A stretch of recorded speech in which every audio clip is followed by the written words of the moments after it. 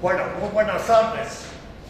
Yo soy el general Betos de la Fuente, soy general de ejército, soy ex comandante jefe de las Fuerzas Armadas, he cumplido todos los requisitos como militar, he comandado 70.000 hombres, he comandado las tres fuerzas, pero mi mayor orgullo es haber sido historiador y lo sigo siendo. Yo soy miembro de la Academia de Historia Militar, la Academia Boliviana de Historia Militar, que es la academia más importante de historia de Bolivia. Seguramente los civiles con la Academia de Historia Nacional nos van a decir que ellos son más importantes, no interesa. Lo que interesa son los resultados. ¿Quiénes han sido miembros de la Academia Boliviana de Historia Militar? Querejasu, fue un gran historiador.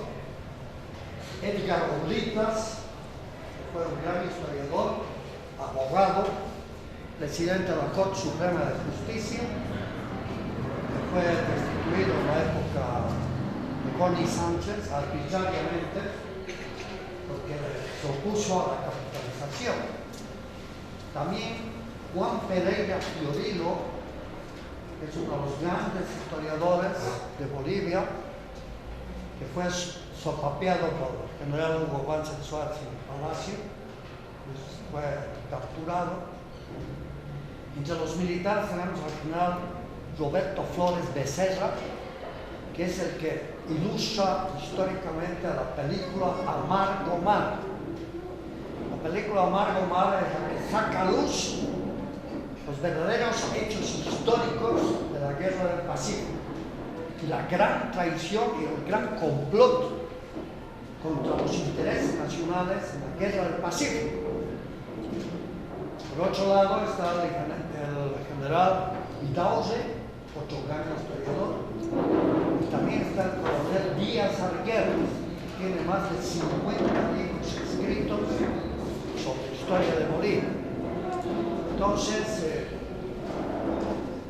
comparando las academias, aquí tenemos ilustres personajes, más que han ilustrado con sus documentos, con sus participaciones en la historia. Yo quiero decirles algo muy importante para hablar de la Confederación Perú-Boliviana como un antecedente. La historia que nosotros conocemos, nos ha enseñado en la escuela, en el colegio, y seguramente también les ilustra aquí en las universidades, es historia táctica, o sea, es historia de hechos, o sea, es la historia más precaria que existe. Esa historia solamente sirve como referencia para entender el hecho histórico. Esa historia de alguna manera es inservible. Eso es lo que a nosotros nos ilustra, pero con tres fallas. Lo que nos enseñan está falseado, está mentido en gran parte de la historia. De ahí que los traidores son héroes en este país. Por eso nuestras avenidas, nuestras calles, los monumentos se honor a los traidores. Nuestros verdaderos héroes están bien sepultados e ignorados en nuestra historia. Tercero, que es otro aspecto fundamental, gran parte de la historia de Bolivia está ocultada. Yo soy un revisionista histórico. Ya van a salir mis próximos libros. Aquí les estoy trayendo varios documentos. ¿Por qué? Es importante que ustedes entiendan, se ubiquen, porque no es cuestión de leer cualquier cosa. Nosotros tenemos una mala costumbre, a veces nos dicen hay que leer esto. Por ejemplo, la historia de Carlos Mesa, ¿no? Primero es una impostura, porque ese libro ha sido robado. O sea, el verdadero creador de esa obra es Machicao, que que le dio a su madre de Carlos Mesa para que los revise el libro. No lo sacaron el libro, lo ocultaron, se murió machicado, después de muchos años lo sacaron como autoría de los Mesa Quisbert y lo incluyeron a Carlos Mesa, que era un colo, drogadicto, malentenido. Esa es la historia verídica, no lo estoy mintiendo. Entonces, para entender, por ejemplo, al Mariscal Santa Cruz, que es el creador de la Confederación Perú-Boliviana, este libro de Alfonso Crespo es un libro táctico que se trata toda su vida cotidiana, etcétera, etcétera. Dice Mesa Quisbert que es admirador de Andrés de Santa Cruz, pero sin embargo Carlos Mesa defiende a la oligarquía y defiende a las logias, y la oligarquía y las logias lo destruyeron al Mariscal Santa Cruz. Entonces aquí está la contradicción, que dice que admira a Santa Cruz, sin embargo él es parte de la oligarquía y de las logias que lo destruyeron al Mariscal Santa Cruz. Entonces aquí hay una doble moral y una hipocresía que siempre se manejó en las élites. Esto es importante, ¿no? Este es un libro que tácticamente, o sea, cronológicamente, puede ilustrarse. Fue el libro, pero acá está otro libro, les he traído, que es el libro de Parkinson. Parkinson es un norteamericano que hace su tesis de doctorado en historia en Estados Unidos sobre la Confederación Perú-Boliviana. Es muy importante. Este libro, lógicamente, es un análisis ya estratégico. ¿Por qué? Porque si en la historia nos quedamos en un análisis cronológico, no hemos dicho nada ni hemos entendido nada. Porque el análisis estratégico, ¿a dónde abarca? ¿A dónde entra? Primero, a determinar las causas del hecho histórico, que es un aspecto fundamental. Nosotros nos limitamos a conocer precariamente el hecho histórico. ¿Y cuáles fueron las causas? O sea, aquí lo más importante son las causas del hecho histórico. Posteriormente, de las causas, el hecho histórico, vienen cuáles fueron las consecuencias del hecho histórico. Este es el otro aspecto fundamental. Y finalmente, porque si no la historia está muerta. La historia muerta no sirve para nada. Solamente para recordar, llorar, como hacemos todos los 23 de marzo, lloramos, recordamos, pero no sacamos nada de positivo. Grandes discursos, grandes cosas, todo, fanfarrias militares, todo, pero ¿para qué sirve? Y los que defienden el tema del mar, enfrascados en las luchas intestinas, que dicen, que no dicen, que esto, que lo otro. Y la estrategia, los grandes intereses, los aspectos geopolíticos, nadie quiere. Entonces, ese es un análisis estratégico. Este ya es un libro que alumbra el análisis estratégico, ¿cierto? Ahí están también los 3 tomos escritos por la Universidad de San Andrés, que San Andrés lleva el nombre de la universidad en honor al Mariscal Santa Cruz. Mariscal Santa Cruz es el que crea San Simón y le pone Simón, porque admiraba a Simón Bolívar, y Andrés le pone en honor, lógicamente, posteriormente, los universitarios de San Andrés le ponen el nombre de Santa Cruz por su creador, ¿cierto? Pero las 2 universidades son creadas por Andrés de Santa Cruz. Entonces, los 3 tomos, que son ambulosos, que no sé qué libros traen, son pesados. Yo tengo una extensa biblioteca de la Mariscal Santa Cruz. Entonces, ahí están los 3 tomos de la Universidad de San Andrés. Para mí es más importante el primer tomo, que habla de su vida política y estratégica. ¿Sí?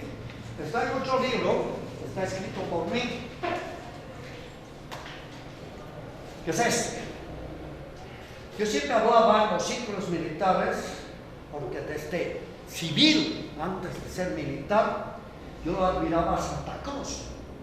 Mi papá ha sido más de 30 años catedrático aquí en San Simón. Mi hermana, también la doctora de la Fuente, ha sido catedrática en la Facultad de Derecho también más de 15 años, ¿no? Ha renunciado hace 5, 8 años, aproximadamente. Pero mi papá ha sido catedrático más de tiempo. Mi papá era un viejo pidista del Partido de Izquierda Revolucionaria, que creó a líderes jóvenes que lógicamente dieron inicio del PIB, fue el inicio del Partido Comunista. La gente que se dividió y salió del PIB, de José Antonio Arce, ese gran personaje que echaba vino, y crearon el Partido Comunista, unos, otros crearon el MIR, lo hemos conocido, ¿cierto? El MIR, después han creado otros partidos políticos de esa decisión, porque los PIB eran jóvenes universitarios y ya desde universitarios abrazaron esa corriente política. Entonces, ¿qué pasa? Andrés de Santa Cruz lo utiliza como un gran personaje, sin embargo lo oculta. ¿Hay algún monumento a Mariscal Santa Cruz? La cara cortada que estaba en la Pérez Velasco de La Paz, ahora la han botado en la parte sur de La Paz, cerca de la Florida, y está su cabeza cortada, y nadie sabe quién es. Usted pregunta a la gente que va a jugar ahí en ese parque, le dicen, ¿y esta cabeza de quién es? No saben, trae la cabeza cortada, no sabe nada, no tiene ni una placa, no tiene nada. Bueno, en los círculos militares, que debían ser orgullosos de un militar de esta estampa, ¿no es cierto? Es un pecado hablar de Santa Cruz. Aquí la Escuela de Comando y Estado Mayor lleva el nombre de Andrés de Santa Cruz, pero no lo estudian Andrés de Santa Cruz. No lo estudian. Y cuando yo hablaba desde el inicio de mi vida militar de Andrés de Santa Cruz, que siempre ha sido mi mentor, dice que todo estudiante y todo ser humano en sociedad debe tener dos tipos de mentor. ¿Qué quiere decir mentor? El que influye en tu pensamiento.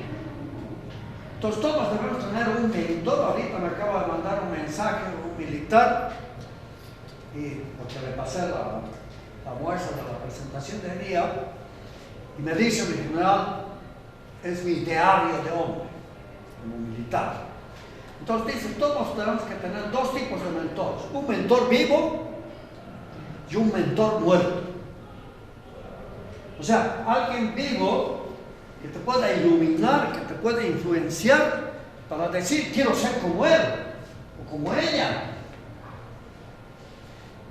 Y uno muerto, que tenemos que rescatar de la historia. Entonces, para mí, mi mentor muerto fue Andrés de Santa Cruz. Vivo no tengo. Ni en mis 35 años de carrera militar, nunca tuve un militar que diga, así quiero ser. No he encontrado. No tuve.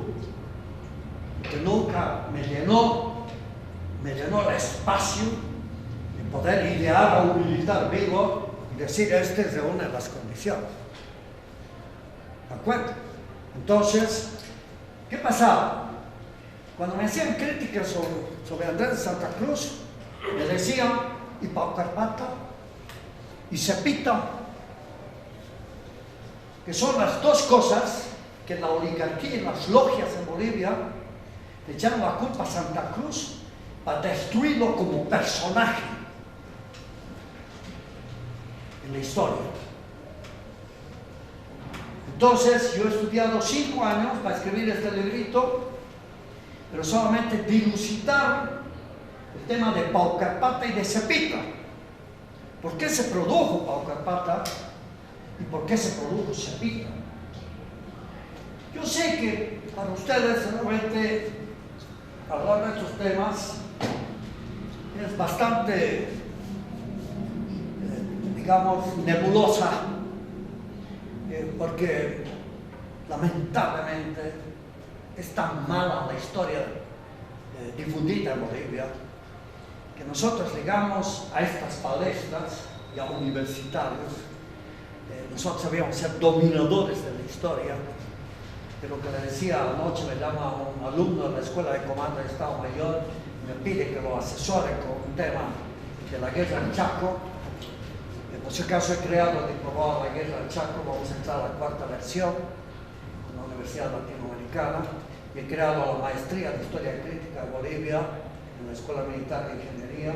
Ya estamos entrando al tercer diplomado, que es la Guerra del Pacífico. Hemos terminado cabalmente la Confederación Boliviana. Entonces, por si acaso, si quieren ustedes al año inscribirse en una maestría sobre la Historia Crítica de Bolivia, yo he dado más de 10 años de Historia Crítica en los Altos Estudios Nacionales, en la Escuela de Altos Estudios Nacionales, cuando entró la Cheta Yanes. Cheta le digo por su caso a Yanes. Entonces, cuando entró la Cheta, lo primero que hizo hacerme sacar del profesor de la Escuela de Altos Estudios Nacionales. No tenemos ningún problema. Yo sé que los que pierden son ellos. Entonces, eso lo hemos convertido en una maestría. Cabalmente acabamos de terminar la Confederación Perú-Boliviana. Yo he diseñado toda la maestría, todo el diplomado sobre la guerra del Chaco. Pero ¿dónde quiero llegar? Los grandes países, los países más poderosos del mundo, los historiadores son el nervio motor. Yo toda mi carrera militar lo he hecho en Estados Unidos, porque no creo, soy enemigo de Estados Unidos, soy odiador de Estados Unidos, pero toda mi carrera lo he hecho allá, porque había que conocer cómo funciona allá. Entonces, mi último curso que hice en Estados Unidos fue en el Colegio Interamericano de Defensa, donde estudió Michelle Bachelet, que es el presidente de Chile. Él es de la promoción 39, yo soy de la promoción 41. Sin embargo, era importante saber cómo funciona ese aparato. Lo conozco desde el nivel táctico hasta el nivel estratégico, porque era importante saber. Pero ¿dónde quiero llegar?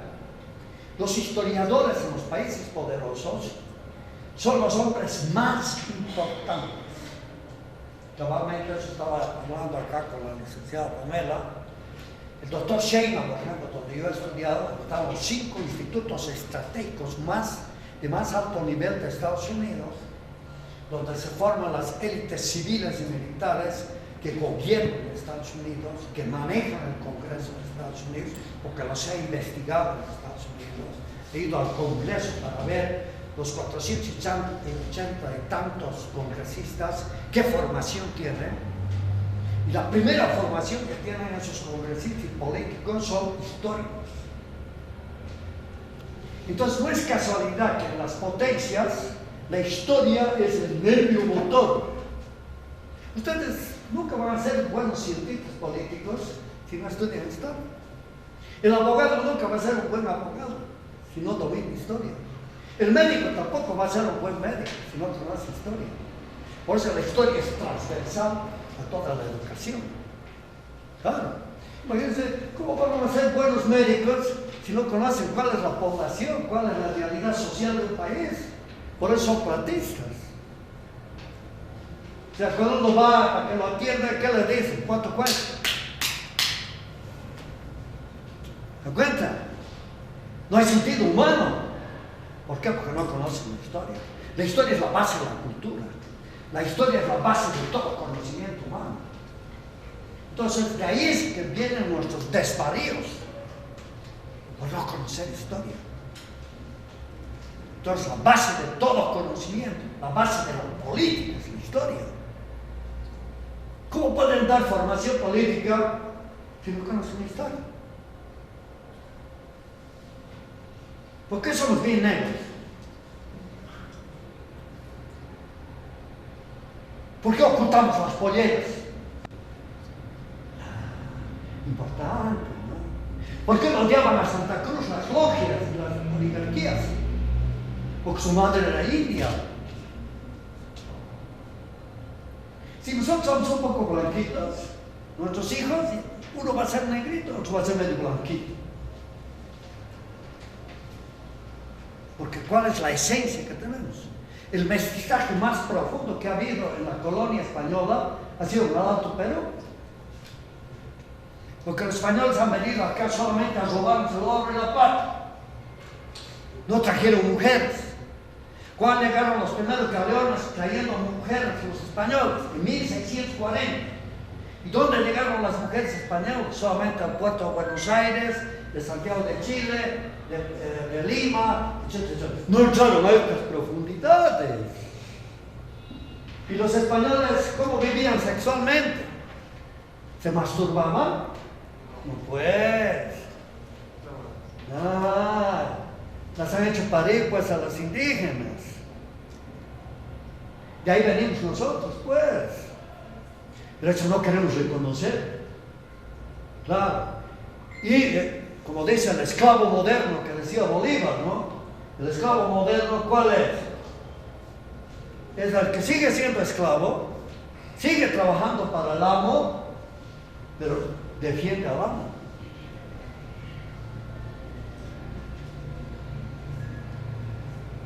Ese es el problema. Entonces, Andrés de Santa Cruz es el hombre clave por varios aspectos, pero les vamos a ir bien. Y esto es muy importante que ustedes lo entiendan. Andrés de Santa Cruz fue estadista. ¿Qué quiere decir estadista? Estadista quiere decir que domina la política del Estado.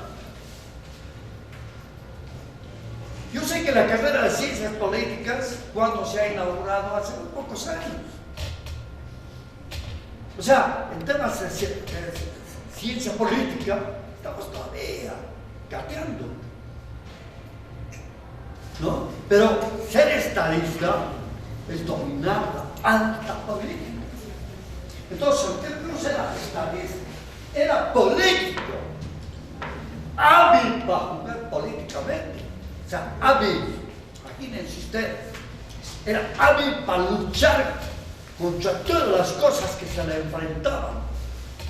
Fue más hábil que Simón Bolívar, porque Simón Bolívar fracasa. En cambio, Santa Cruz no fracasa. Bolívar tuvo el sueño. Y Parkinson, ¿qué dice? Que Santa Cruz fue el único general que entendió el pensamiento de Bolívar y hizo realidad el pensamiento de Bolívar, lo que no hizo Bolívar, porque Bolívar fracasa. Él creó el pensamiento de la Gran Colombia, pero no crea en la realidad la Gran Colombia. O sea, ni gateó la Gran Colombia. En cambio, Santa Cruz creó la Confederación, que es el inicio de la Gran Colombia. Entonces, Parkinson, en este libro, dice que el único general que tuvo Bolívar de su nivel estratégico, estadista, político y gran militar fue Andrés de Santa Cruz. Sucre fue un mal político, pésimo político. Fue militar, o sea, Antonio del Sur. Por eso fracasa en Bolivia.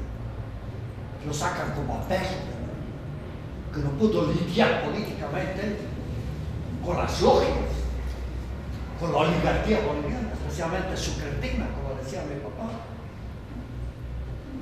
A los sucres, mi papá aquí en esta universidad decía los sucretinos. Claro, porque ellos siempre trabajaron en contra de Bolivia. Porque ellos nunca superaron, ni lo han superado hoy, su mentalidad colonial. Siguen pensando en el rico hacendado y en el rico minero. Nunca han querido construir un Estado poderoso como quiso este señor. Este sí quiso crear un Estado poderoso. Esa es la gran virtud de Andrés de Santa Cruz. Lean el periódico Ahora, la revista Ahora, el próximo jueves, como hoy, se conmemora sus 20 años de existencia. Ahí escrito sobre los 3 líderes estratégicos de la revolución de la independencia boliviana. Escrito sobre Esteban Arce, sobre Manuel Asensio Padilla y sobre Andrés de Santa Cruz. Pero ¿qué es lo que pasa? Yo quería, le diga a Pamela, que ustedes lean ese mi artículo, son 6 páginas nada más, antes que podamos hablar aquí. Pero, lamentablemente, había poco tiempo. Pero les invito a que lean la revista Ahora, ahí está el artículo sobre los tres pensadores. ¿Qué pasa? De todos los líderes que han peleado en la guerra de la independencia, ninguno tuvo una visión que se hacía después de lograr la independencia. ¿Cómo nos íbamos a gobernar? ¿Bajo qué leyes? ¿Bajo qué visión estratégica? ¿Bajo qué concepto estratégico? Nadie tenía idea, solamente los tres.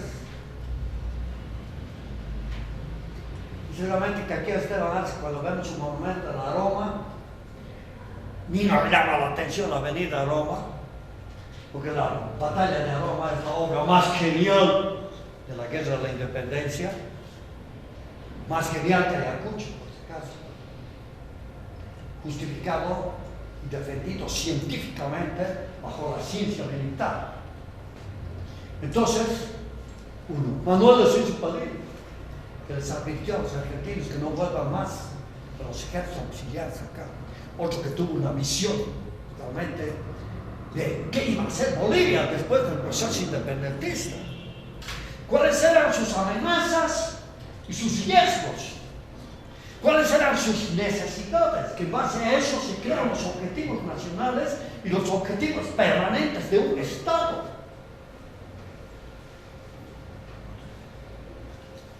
Imagínense lo que es la teoría política. O sea, podríamos hablar más de un mes solamente de objetivos nacionales y objetivos permanentes. Pero este hombre conceptualizaba todo eso. Tenía claro todo eso. Solamente Bolívar y Santa Cruz tenían claro cuáles tenían que ser los objetivos para América. San Martín estaba pajareando. Claro, la historiografía argentina ya crea un líder, todo era alcohólico. Y vamos a hablar en términos verdaderos, le faltaba botas a San Martín. Era un mediador, no era hombre de decisiones. Claro, lo clarifican en la Argentina, tienen derecho, ¿no? Tienen derecho para crear esa imagen de San Martín. Pero San Martín en Lima dijo, no, aquí no tenemos solución nosotros. Hay que contratar una monarquía europea para que venga y nos gobierne. Esa es la solución para América. Si no, nunca nos vamos a poder gobernar y vamos a ser un desastre. Y el desastre no se equivocó, pero sí se podía haber solucionado, como pensaban estos hombres, como Bolívar. Entonces, los únicos dos grandes a nivel de América fue Santa Cruz y Bolívar. Pero el único que concluyó, que cumplió su sueño, fue Santa Cruz. Bolívar quedó en sueño. Eso es importante que entiendan. Eso es fundamental. Entonces, y además que se den cuenta qué importante es la historia. Muy bien, mi presentación.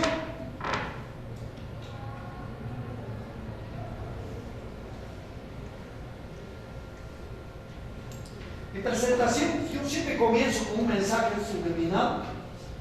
Vamos a entrar con la introducción.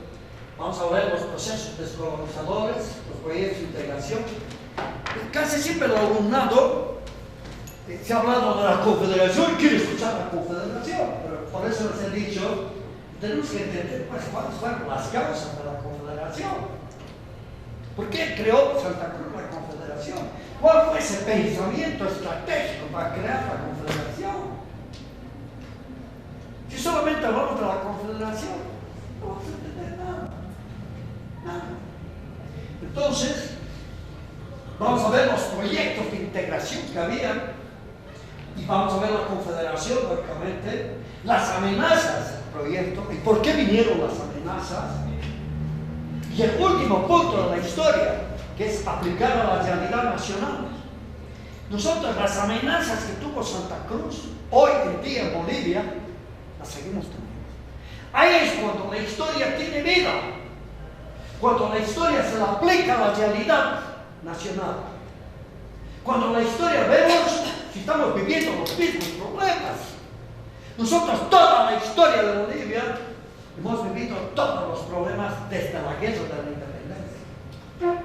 Seguimos sobre las mismas amenazas.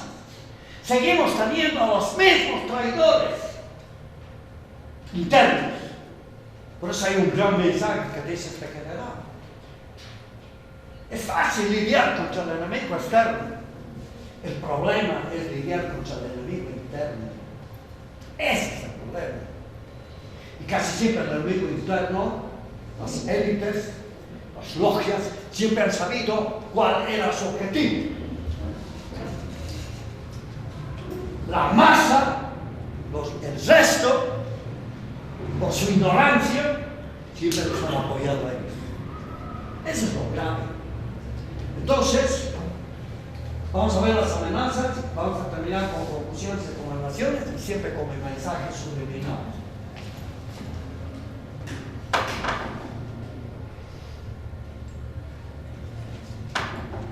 ¿Qué dice el enemigo más grande que tuvo Andrés de Santa Cruz?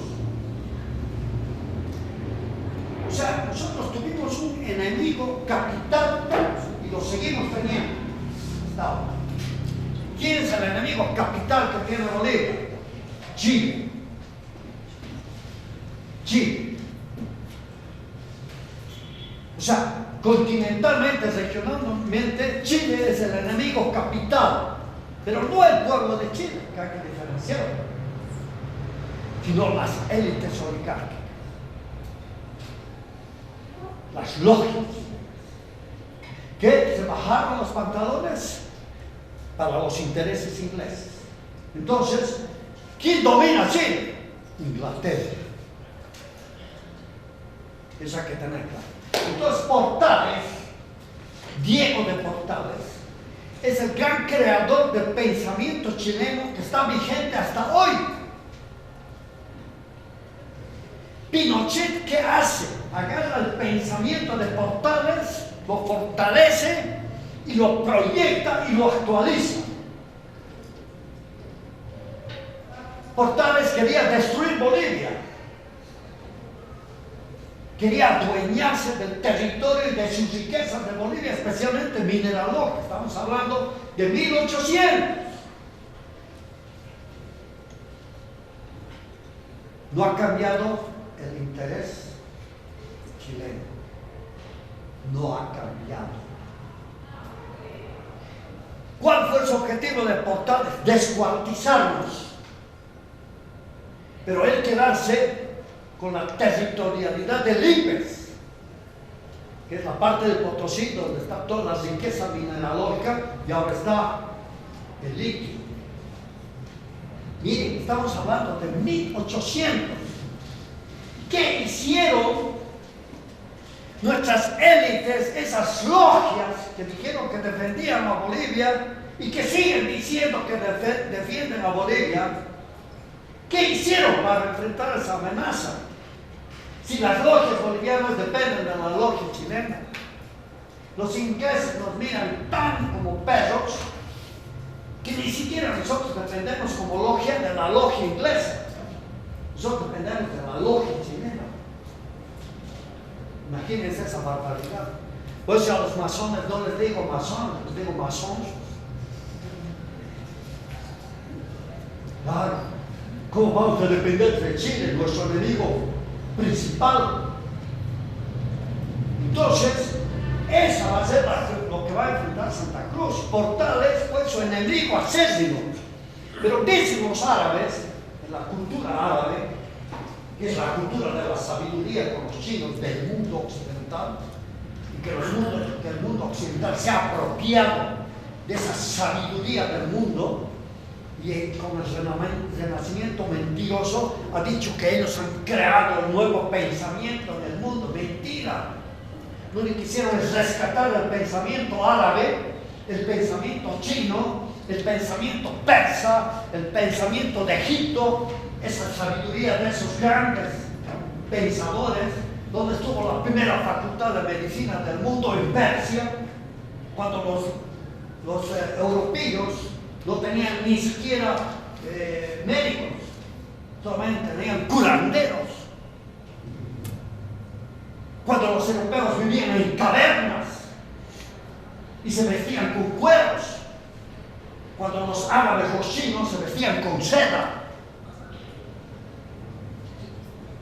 y tenían aguas termales y se perfumaban. Pero la mentira occidental nos ha hecho creer otra verdad. Pero es importante conectar siempre estas historias con la historia universal. Si no hacemos ese equilibrio, siempre vamos a tener desvaríos en la comprensión de la verdadera realidad. Muy bien. Portales que dicen, hay que destruir el proyecto grandioso y colosal de Andrés de Santa Cruz. Los árabes dicen, si tu enemigo te ensalza, quiere decir que está haciendo un buen trabajo. ¿Qué más decía Santa Cruz acá? Si no hacemos eso, si no lo destruimos a Santa Cruz, mañana pasado vamos a ser parte de los designios de Bolivia. Esto es importante que me entiendan y me comprendan ustedes, porque nosotros, con la realidad histórica, el Alto Perú nació para ser el país más poderoso de América. La deformación de la historia, por eso digo, la historia falseada, deformada, sesgada de la historia boliviana, nos ha hecho entender mal, por eso somos acomplejados de ser bolivianos.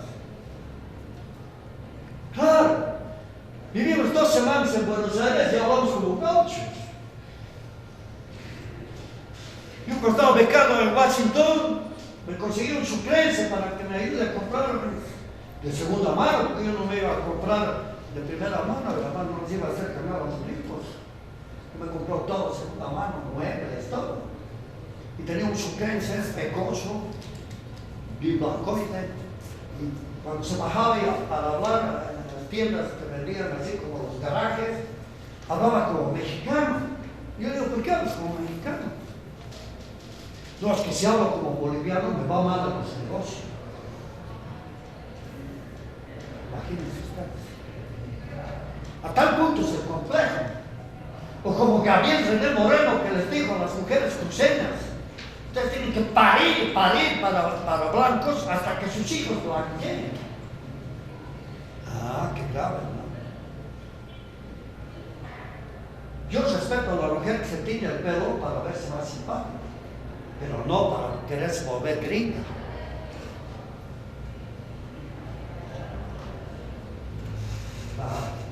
Otra cosa es cuando pierde su identidad.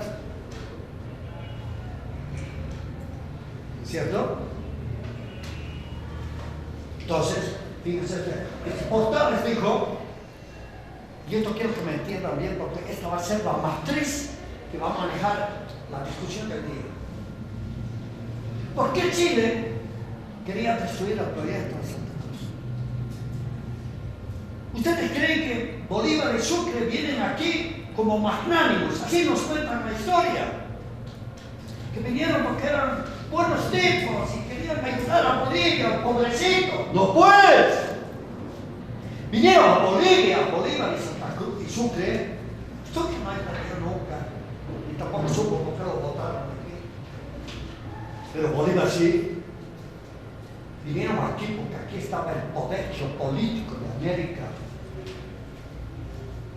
Y ojo, que seguimos siendo el país más poderoso de América.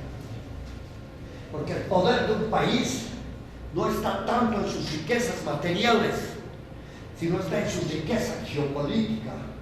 Nosotros somos el corazón y geopolíticamente somos el país más importante. Los países que tienen esta realidad geopolítica tienen 2 destinos: o desaparecen o se hacen potencia. Nosotros no hemos vivido todavía 200 años. O sea, que en la historia de la humanidad No hemos vivido todavía un suspiro. O sea, que Bolivia desaparezca, entonces nadie va a saber que existió ese país Bolivia. Nosotros somos los responsables para defender esta proyección. Esteban Arce, Manuel Asensio Padilla y Santa Cruz extendieron la importancia geopolítica de Bolivia. Yo he estado en el diseño, que he sido asesor del ministro de Obras Públicas cuando comenzó el proceso de Evo Morales, en el diseño de la integración de carreteras en Bolivia. Ya lo estamos terminando. ¿Por qué? ¿Cuál es la potencialidad? La ubicación geopolítica. Pero esa ubicación política hay que darla, geopolítica hay que darle vida. ¿Y cómo se le da vida? Con carreteras. Pero no solamente con carreteras, con ferrocarriles. ¿Por qué Chile nos destruye los ferrocarriles? ¿Por qué nunca se construyó Arequipa-Santa Cruz? ¿Por qué el ramal de Occidente se quedó en Arequipa y ahora destruido? Todo el ramal de Cochabamba, todo destruido. ¿Y por qué se destruye el ferrocarril cochabambino? Te lo he explicado en una conferencia para la gobernación hace años atrás. Los cochabambinos son pobres porque quieren. Porque si Bolivia es el corazón de América, Cochabamba es el corazón de Bolivia. Los cochabambinos podríamos estar en nuestra hamaca roncando y recibiendo la plata echados si supiéramos explotar la visión geopolítica. A los indígenas, que todos en esa cosa, que los indígenas son malos, que no piensan, que nada. El imperio incaico desarrolló el sistema de carreteras. La colonia española, ¿sobre qué carreteras se movió? Son las carreteras incaicas y aymaras. Y eso lo hemos perdido los cochabambinos. Porque las carreteras incaicas entraban por el Tigre al Trinidad. Y ahora los mismos cochabambinos no quieren que se construya la carretera para el Tigre. ¿Pueden creer eso? ¿Dónde está la mano oscura de por medio? Entonces, Portales, ese pensamiento portaliano que sigue presente ahorita en Chile, era apropiarse. Incluso dicen élites políticas en Chile, si nosotros ocupáramos el territorio de Bolivia, como Chile, nosotros ya fuéramos la primera potencia de todo Sudamérica. Entonces, ese objetivo estratégico de Inglaterra, de Estados Unidos, de las grandes potencias, que Bolivia no se desarrolle, pero geopolíticamente. Este hombre, Andrés Santa Cruz, él sí entendió. Y por eso es que Santa Cruz, no creo que esa confederación boliviana, como crean los imperios para Sabina agarrarse riquezas, porque en ese entonces no había riqueza en el Perú. Las riquezas teníamos nosotros. Nosotros teníamos las tres potencias estratégicas, políticas, de todo el continente. Por eso vino Bolívar. Rico Cerro de Potosí. O sea, la riqueza minera. ¿Dónde estaba la Ruta Charcas? Los líderes argentinos de la guerra de la independencia argentina, ¿dónde se educaron? En la Ruta Charcas. ¿Dónde estaban las leyes de toda la colonia y todo el continente sur? En la Real Audiencia de Charcas.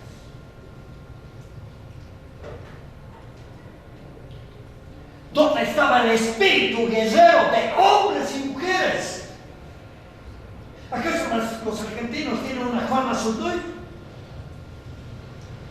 ¿Acaso los argentinos tienen unas heroínas de la coronilla? ¿Por qué las heroínas de la coronilla están enterradas? ¿Quién ha escrito sobre las heroínas de la coronilla? Nadie puede. ¿Pero por qué? Porque son cholas. Pero somos buenos para bailar con polleras, ¿eh? y le preguntas a una bailarina, ¿y por qué baila? Ah, porque me gusta, pues, ¿no? Huecas, pero buenas bailadoras. ¿Cierto? ¿Qué es pues caporales? ¿Qué simboliza históricamente los caporales? Es por eso que necesitamos historia. ¿Cómo vamos a ser conscientes de ser bolivianos? ¿Cómo vamos a ser comprometidos con nuestras raíces, con nuestra identidad? Si vivimos ausentes, puros disfraces, pero buenas borracheras. El alcohol fue instrumento de la colonia para dominarnos.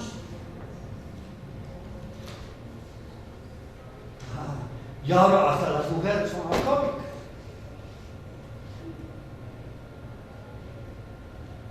Increíble. ¿Cómo nos están destruyendo? Es la guerra de cuarta generación, por si acaso. Porque la guerra de cuarta generación tiene dos objetivos.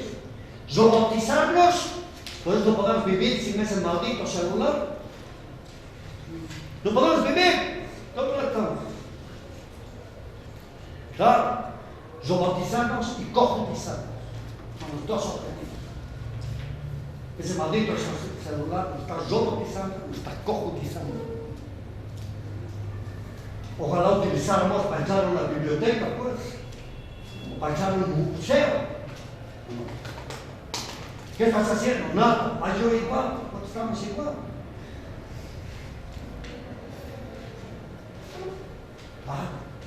Entonces imagínense esa barbaridad. Entonces, acá, para que entiendan que Chile no ha cambiado sus objetivos. Intereses imperiales. ¿Qué pasa? Inglaterra tuvo 4 proyectos, planes imperiales con América. En ese entonces, España, con las riquezas del Cerro Rico de Potosí, estaba siendo una potencia a nivel mundial. Inglaterra, que es el europeo más sádico y más genocida de los europeos, mi papá les decía europeos, por si acaso, y aquí en esta palestra de San Simón decía. Entonces, Inglaterra dijo, tenemos que robar esas riquezas. No pueden estar en manos españolas las riquezas. Entonces, ¿qué hace el primer plan inglés? Comienza con las invasiones, 2 invasiones a Buenos Aires que fracasan, 6 invasiones a Santiago de Chile que fracasan, y nosotros ayudamos a los chilenos a defenderse, porque en Santiago de Chile no había población, solamente había una guarnición militar que nosotros hemos mantenido durante toda la colonia. Mandamos 400 a 600 muros llevando plata de alta ley para que viva la guarnición militar de Chile. Los chilenos han sido mantenidos por nosotros durante toda la colonia. Por eso les decíamos rotos, porque esa comunidad que fue creciendo alrededor del cuartel eran andrajosos, venían a vender sus pequeños productos y lógicamente sus pantalones eran remendados, y por eso les decíamos los rotos chilenos, que les venían a vender a la ciudad de Potosí sus pequeños productos, harapientos. 6 invasiones a Santiago de Chile fracasaron, 3 invasiones a Lima, al Callao, fracasaron. Entonces ahí fracasa el primer plan inglés de querer penetrar al territorio de la colonia española. Segundo proyecto, segundo plan inglés, dicen, tenemos que crear los rateros del mar. Cuando le dan parte a la reina Isabel, los militares, y le dicen, hemos fracasado en el primer plan. Entonces, ¿qué dice la reina Isabel? Está escrito, palabras textuales de la reina Isabel. Las 2 Isabeles, las criminales más grandes de la historia de la humanidad. No sé si alguien homenajea a los monarcas. ¿Cómo no hay homenajear a los monarcas?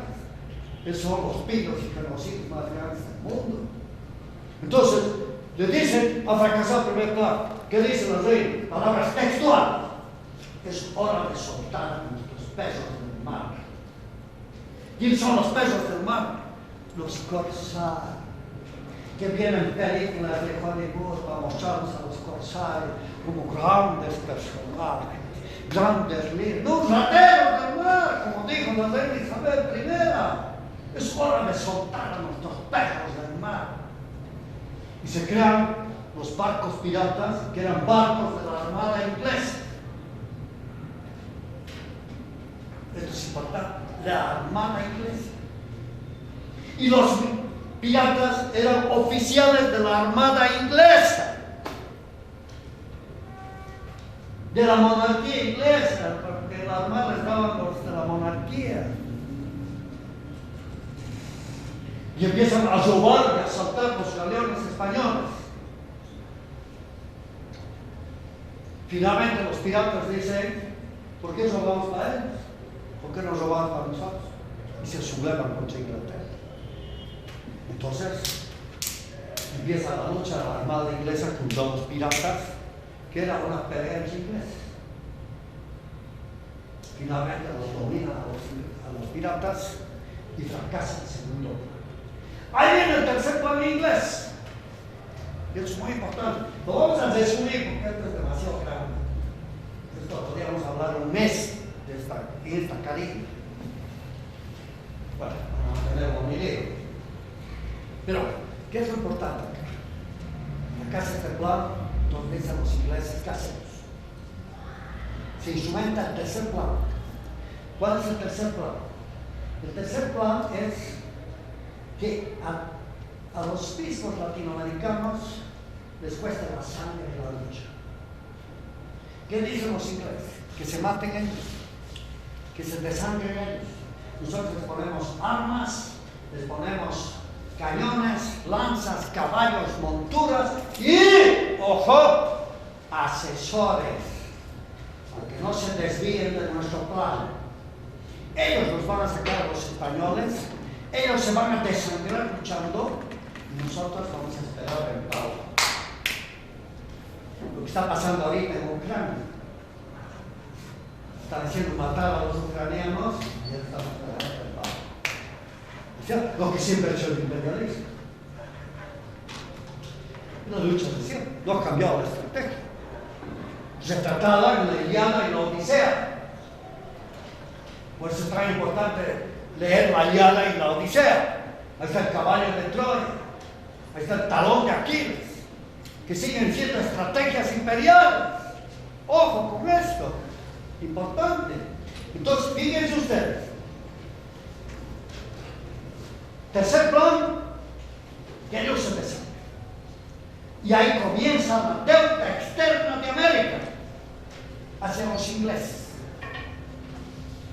Esto es importante, esta carilla es importantísima para que entiendan la Confederación Perú-Boliviana.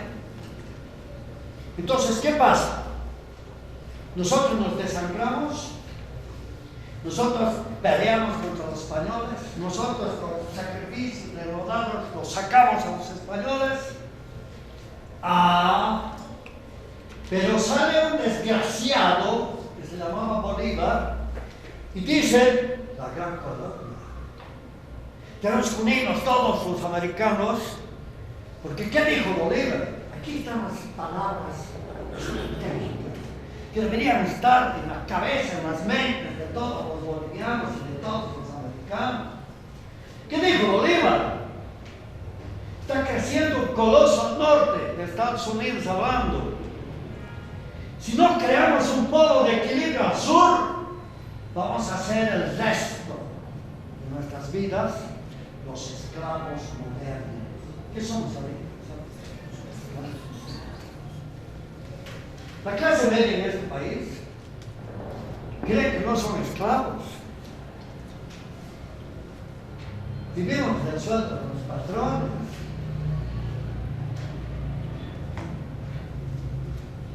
¿Quién es verdaderamente libre? El que no depende de nadie. El Estado boliviano debería ser el único dueño de todo. El Estado boliviano somos todos. Somos él, ella, él, todos somos el Estado boliviano. Nosotros somos tan antipatriotas, hablamos de patriotismo. ¿Dónde tienes, en qué banco tienes tu dinero? Ah, muy bien, eso es patriotismo. El banco no del Estado, es de nosotros. Pero seguro que aquí tienen el Banco Ganadero, y el Banco Nacional, tanto lío han hecho porque el seguro de los jubilados, ya se han jubilado, el seguro ha pasado al Estado, a mí, empresa.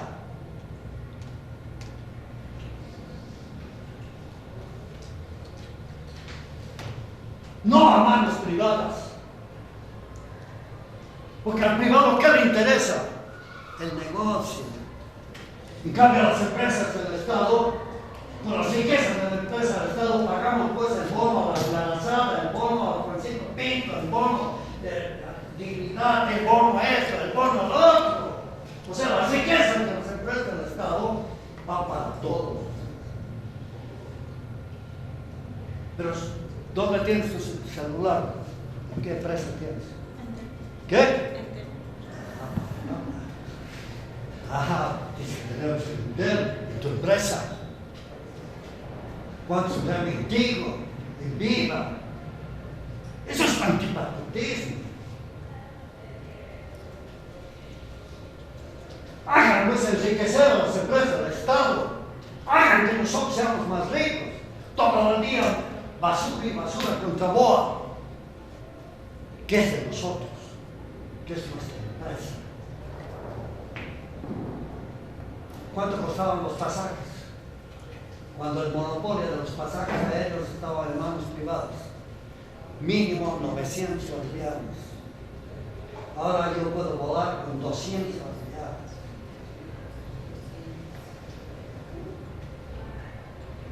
Pero no les gusta.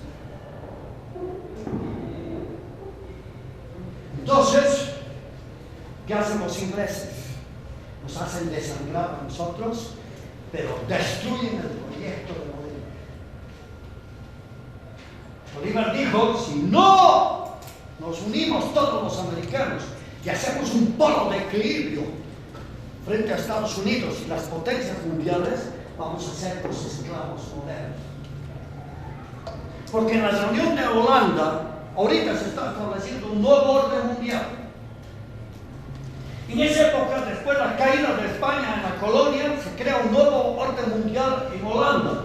Se reúnen los anglosajones judíos, que ese es el imperio occidental. ¿Y qué decir? Que ahora el esclavo se va a pagar sus ropas, su comida, su paga. Eso decía Bolívar hace más de 200 años, cuando hablaba del esclavo moderno. O sea, el esclavo moderno se paga su ropa, su comida, se paga su movilización, se paga todo. En cambio, antes al esclavo tenía que mantenerlo. El imperio romano tenía que darle de comer, tenía que darle todo a su esclavo.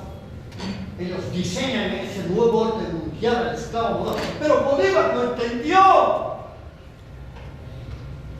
Entonces, por eso Inglaterra, en el cuarto plan, dice: destruyan a los Bolívar. Y se va a hacer las patrias chicas. Entonces, ¿qué nos hacen a nosotros? No permite que nazcamos unidos.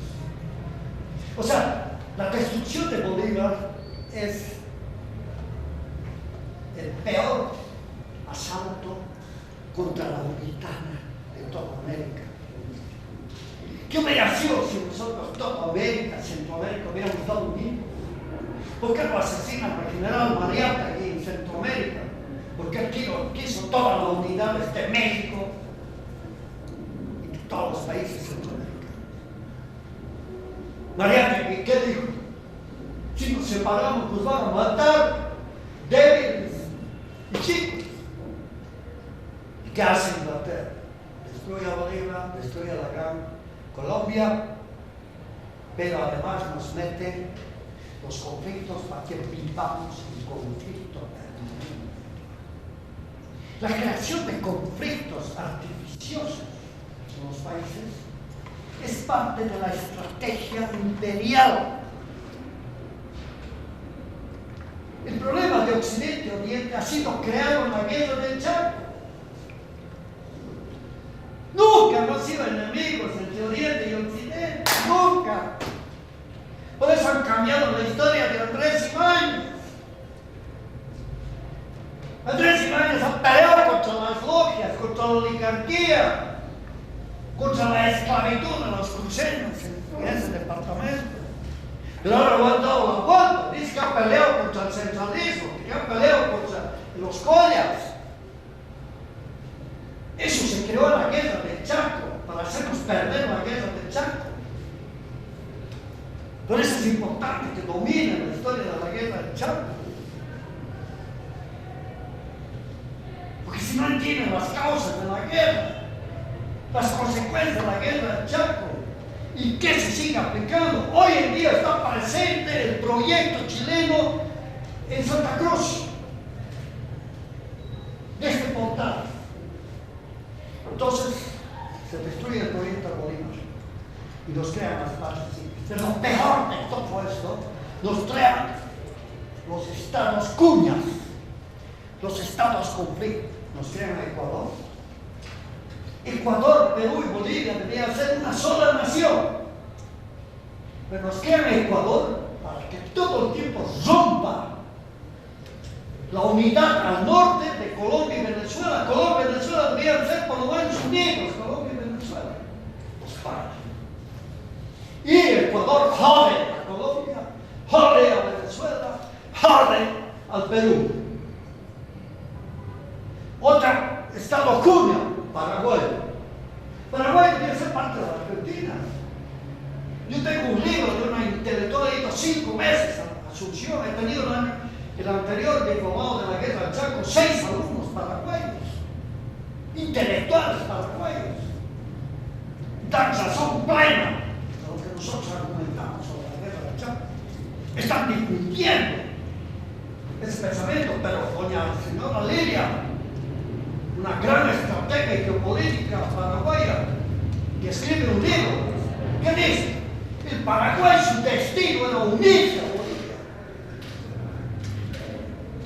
El norte del Paraguay debería haber sido su objetivo estratégico del Paraguay si quería sobrevivir como país. Pero nos crean ese estado cuña para que inflexione con Bolivia, inflexione con el sur del Brasil, inflexione con el norte argentino, con el centro, y finalmente crea Uruguay para que joda en el mundo gaucho. Molesta a los gauchos del sur de Brasil, molesta a los gauchos argentinos y ya se Entonces, ¿plan de quién ha sido? De los ingleses, el cuarto mundo. Eso queremos decir aquí en resumen. Esta presentación, yo doy esta clase que les voy a dar ahora, lo doy a un mes. Es imposible resumir tantas cosas, ¿no? En general indica que estamos un poco cortos de tiempo. Sí, me has dicho hasta las 7. Sí. Estamos en 18 para el año. Perfecto. Entonces, diferentes visiones. Centroamérica quiso unirse. O sea, todos querían unirse. ¿Por qué no nos hemos unido? La visión bolivariana de Bolívar, unirnos. La visión crucista, unirnos. ¿Por qué no nos hemos unido? ¿Qué quiso hacer Lula en su anterior gobierno? Con Kirchner, con Correa del Ecuador, con Evo Morales, con Chávez en Venezuela. ¿Qué quisieron hacer? Unir a América. Esta es la visión estratégica. Si no hacemos esto en América, estamos complicados. Esta es la visión que lógicamente tiene que prevalecer. Santa Cruz como militar, aquí no vamos a quedar mucho, pero solamente vamos a utilizar poca parte del servicio. Como político, como estadista, como estratega, Santa Cruz fue impresionante. Él fue asesor de Napoleón III antes de la guerra franco-prusiana en Francia, cuando estaba exilado. Napoleón III, que era el emperador francés, reunía a sus generales, les ponía en la guerra, estaban a punto de entrar en guerra, y les decía gracias, pueden retirarse. Y ordenaba a sus edecanes a que lo vayan a traer a Andrés de Santa Cruz. Venía Andrés de Santa Cruz y él decía, el emperador le exponía a Andrés de Santa Cruz todos los planes que le habían expuesto su vida. Y después Santa Cruz le decía, esto está mal, bien, esto hay que hacer. Santa Cruz ha salvado invasiones francesas en Centroamérica durante su función diplomática a favor de Centroamérica y Francia. Santa Cruz ha sido asesor privado de Justo Urquiza, el mejor presidente argentino, el que une a la Argentina por Justo Urquiza. Por eso hija de Justo Urquiza se casa como hijo de Teresa de Santa Cruz, Simón Santa Cruz. Por eso Simón Santa Cruz, que fue educado en Francia como militar, pero previo recibió la mejor educación para amar este país. Cuando ya sus asesores de Santa Cruz, cuando era presidente de Bolivia, le decían, hay que mandarlo a tu hijo, es muy inteligente, hay que mandarlo a Europa. ¿Qué dijo Santa Cruz? Voy a mandarlo a Europa, mi hijo, cuando primero domine la historia de Bolivia, cuando primero se concientice del valor y la riqueza y la grandeza que tiene Bolivia. Reciban viajar a Europa. Nosotros, sin conocer este país, sin amar este país, ¿qué queremos salir? Si no salimos al extranjero, no somos importantes. Le tocó, le puso la mejor biblioteca, que ahora es la base de la biblioteca de Buenos Aires, la segunda biblioteca más importante de América. Se ha construido en base a la biblioteca de Santa Cruz, que creó para educarlo a su hijo. ¿Quién tiene biblioteca en su casa? Dice que si no hay libros en tu casa, no hay ideas, no hay pensamientos. Claro, el que no lee. Por eso Borges decía, les obliguen a leer. Si no quieren ser libres, si quieren ser brutos, déjenlo. Así decía Borges. Otros no.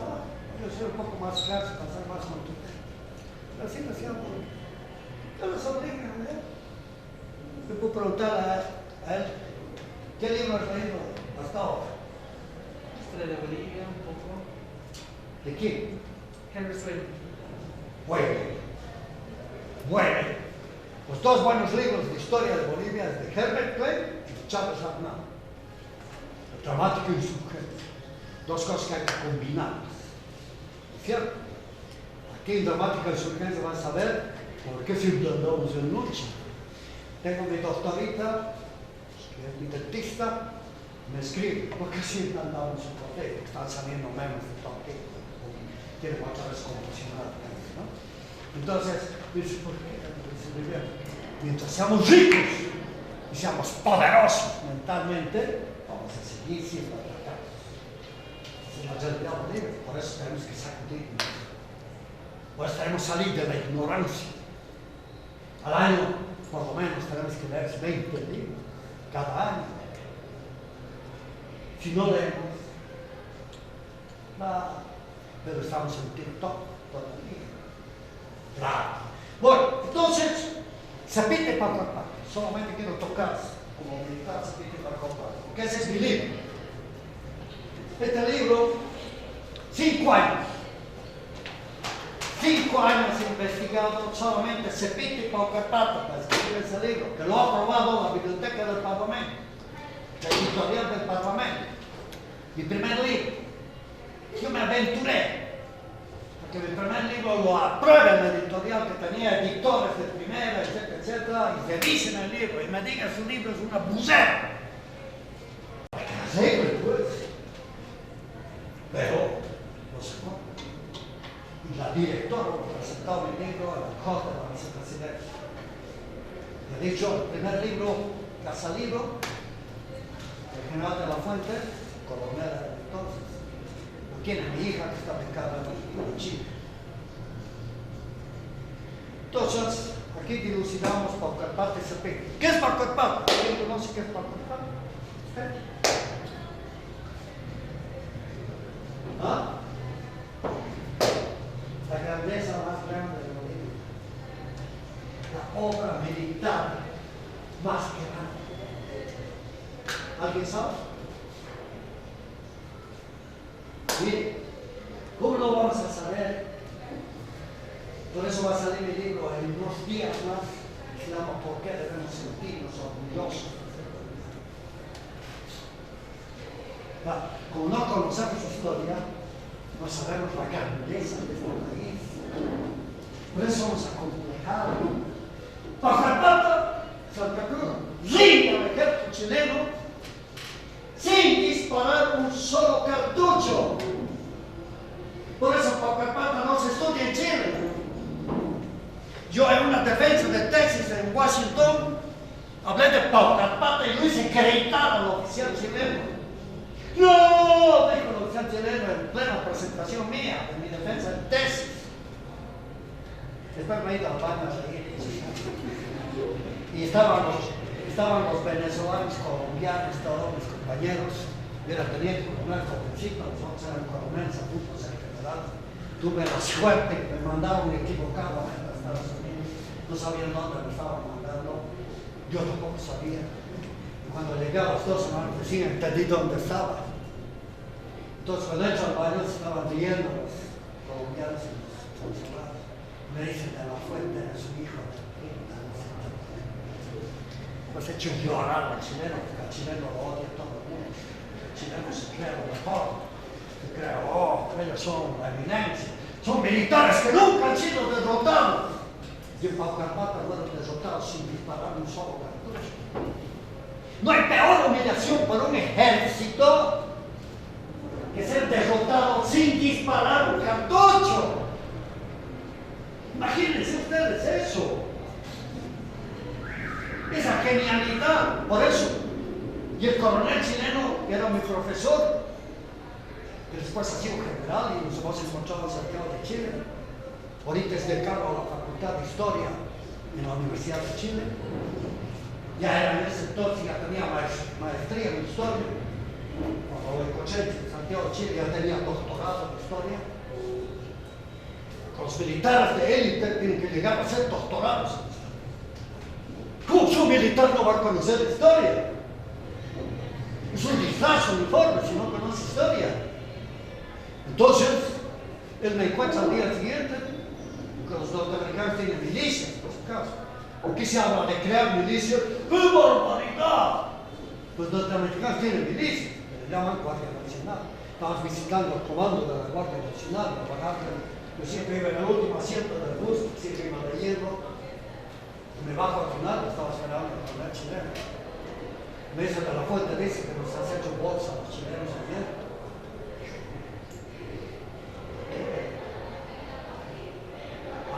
Pues eres un cargo superior. Yo tengo 3 libros que me has regalado de su autoría. No me ha convencido. Me dice, vas a votar. Si es verdad. Se ha rendido cobardemente. Nosotros nunca nos hemos rendido. Hemos sido derrotados en muchas batallas, pero siempre hemos arañado y hasta nuestras sabonas, sus hijos y nuestras padres han peleado para defender a nuestro país. En cambio, ustedes se rindieron ahí sin combatir. Eso es Paucarpata. Y Cepeda, la traición de Sucre, la traición del ejército chileno, la traición de los peruanos con los de Santa Cruz, porque no iba a haber nunca Ayacucho. La batalla de Cepeda iba a ser el final de la guerra de la independencia en América, pero lo traicionaron. Entonces, es largo explicarles, son apenas 180 páginas, ojalá lo lean, pero solamente para explicar Paucarpata y Cepeda por qué los logianos los enemigos de Santa Cruz en Bolivia, los que siempre confabularon contra la creación de un Estado poderoso en Bolivia, le acusan a Santa Cruz para prepararse. Por eso es que pasa. Para romper toda esa acusación falsa. Muy bien. Entonces, Santa Cruz, con genio militar, es artífice de la independencia del Ecuador con la batalla de Pichincha, es artífice de la independencia del Perú con la batalla de Junín, es pacificador del Perú antes de su independencia y es el primer presidente peruano, por si acaso. Andrés de Santa Cruz, el primer presidente peruano. Así como Cornelio Saavedra, el boliviano potosino, es el primer presidente argentino. O sea, ¿qué más grandeza tenemos que tener en Bolivia si los dos primeros presidentes del Perú y de la Argentina son bolivianos? ¿Por qué se llama Argentina? Porque viene de la palabra latina argentus, que quiere decir plata. Cada socavón del Cerro Rico Potosí se llamaba Argentina. Argentina 1, Argentina 2, Argentina 3. ¿Por qué se llama Río de la Plata? ¿Por qué se llama Mar del Plata? Es en honor al Cerro Rico de Potosí. ¿Cuál es el equipo más importante de la Argentina? River Plate. ¿Qué es River Plate? Río de la Plata. Entonces vean ustedes.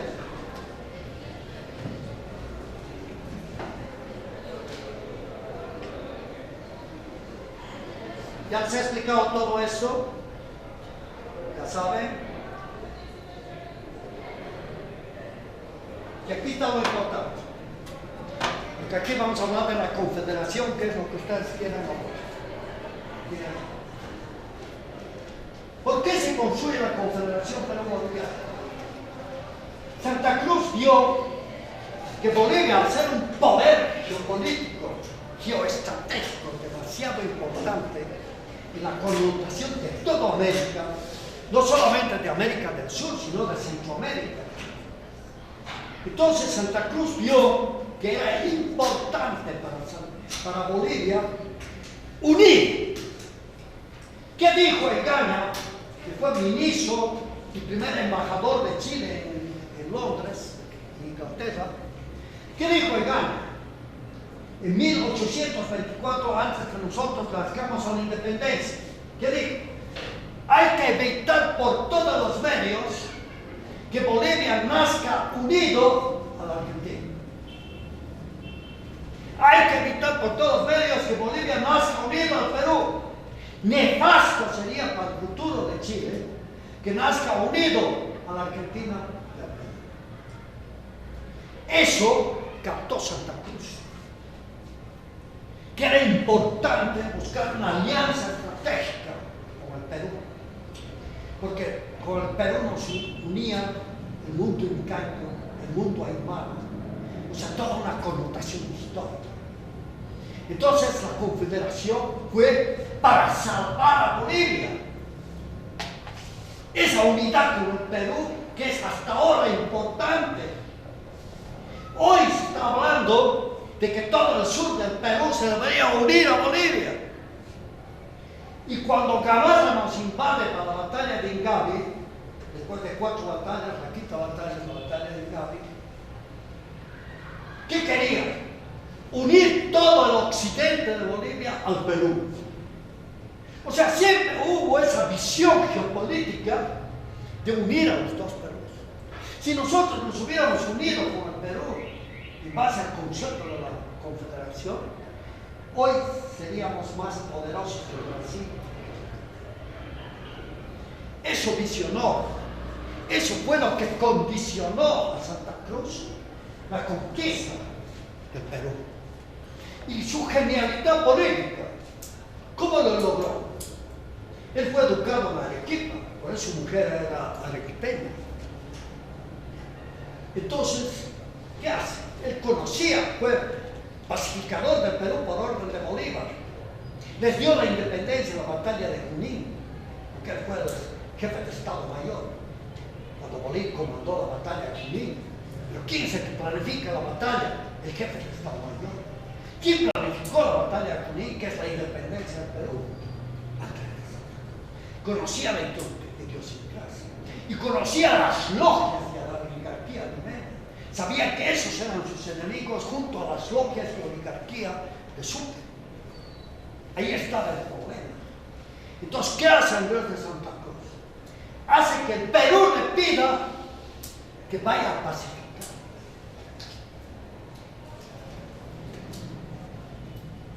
Estaban en una pelea intestina los tres líderes peruanos: Salaverry, Orbegoso y Gamarra. Los tres tenían su ejército. Entonces, ¿qué hace? El primer derrotado fue Gamarra. Bolívar, Santa Cruz lo exila en La Paz, lo protege en La Paz, a Gamarra, que después nos va a tirar el puñalazo. Pero siguen peleando Orbegoso y Salaverry. Entonces, busca alianza con Orbegoso. Y Orbegoso le pide que entre en auxilio contra Salaverry. Entonces, nosotros entramos con el ejército de Santa Cruz, con el ejército boliviano, entramos a pacificar al Perú. Lo derrotamos a Salaverry y Santa Cruz lo fusila a Salaverry. Pacificamos el Perú. Entonces hay las élites políticas, todos que lo conocían a Santa Cruz como un gran líder, además que ya mostró el 34 un ejemplo de país a Bolivia. Solamente dos países de América en toda su historia no tuvieron un peso de deuda externa: Paraguay con el alcalde Francisco Solano López y Bolivia con el alcalde Santa Cruz. Entonces, 34 entrega un país, Santa Cruz, con nuevos códigos. Hasta la década del 60, Chile, Argentina, Uruguay se comandaron, se dirigieron con las leyes de las Indias, creada en 1811 por la colonia española. Esas leyes nos dictaron a estos tres países. Sudán es un doctor, un gran constitucionalista de Sucre, es que lleva los códigos Santa Cruz a Chile, a Argentina y a Uruguay. Está enterrado en Uruguay como memorable del uruguayo. Lleva los códigos Santa Cruz en la década del 60 para que con esos códigos Santa Cruz crezcan estos tres países. Pero nosotros en 34 ya teníamos nuestros propios códigos. Ya teníamos nuestras propias leyes. Ya teníamos código de comercio, código penal. O sea, ya éramos una luz, no teníamos un peso de deuda externa. El dinero boliviano, como ahora, era digno de crédito en todo el mundo. Con la moneda boliviana se hacían negocios en Europa. Se hizo un negocio entre Francia y China con dinero boliviano, porque estaba respaldado por el oro de la colonia. Entonces, imagínense, y el ejército más poderoso de América, dicen que nunca más, hasta ahora, ha habido un ejército más profesional que el que tuvo Andrés de Santa Cruz. Por eso en su discurso de 1834 dice: estoy dejando acá los códigos, las nuevas leyes, estoy dejando los arsenales llenos, estoy dejando el ejército más poderoso, estoy entregando la sociedad más culta, se ha creado universidades, se ha